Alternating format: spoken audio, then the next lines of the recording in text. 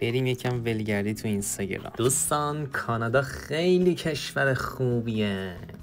خاک تو سرت بدبخت وطن فروش، رفتی اونور واقعا 2 روز رسیدی اونجا تو اون سرما داری عذاب میکشی، داره دهنت سرویس میشه، بعد اومدی واسه ما داری میگی ما اینجا خیلی داره به ما خوش میگذره. نه آقا کانادا واقعا خیلی مشکلات داره، خیلی سخته. حرف مفت نزن کثافت عوضی، رفتی اونجا تو خوشی داری زندگی میکنی، ما تو ایران دهنمون داره صاف میشه، بعد رفتی اونجا بدیو میگی. بابا کانادا هم مثل خیلی از کشورها هم خوبی داره هم بدی داره. حرف مفت نزن بابا، تو اصلا هر رو تشخیص نمیدی، چه میدونی این ور چیه اون ور چیه، نه این ور رو میفهمی نه اون ور رو میفهمی، بی شرف بی وطن آشغال.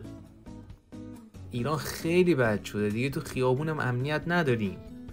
تو بی خود میکنی از ایران بد میگی، اگه خیلی ناراضی جمع کن بلند شو برو یه کشور دیگه، پاشو برو کانادا، پاشو برو اروپا. بدبخت بابا چیه یه مردم مهاجرت میکنن ایران؟ به این خوبی، به این آبادی، به این گلی هیچ جای دنیا مثل ایران نیست. چی میگه حکومتی عوضی، همش داری ایران تعریف میکنی. ایران خوبه، ما وایسادیم اینجا دهنمون داره سرویس میشه صبح تا شب. بدبختی. آخه خیالم راحت شد، چقدر آدم داریم تو این دنیا هیچی نمیفهمن، چقدر من همه چیو میفهمم.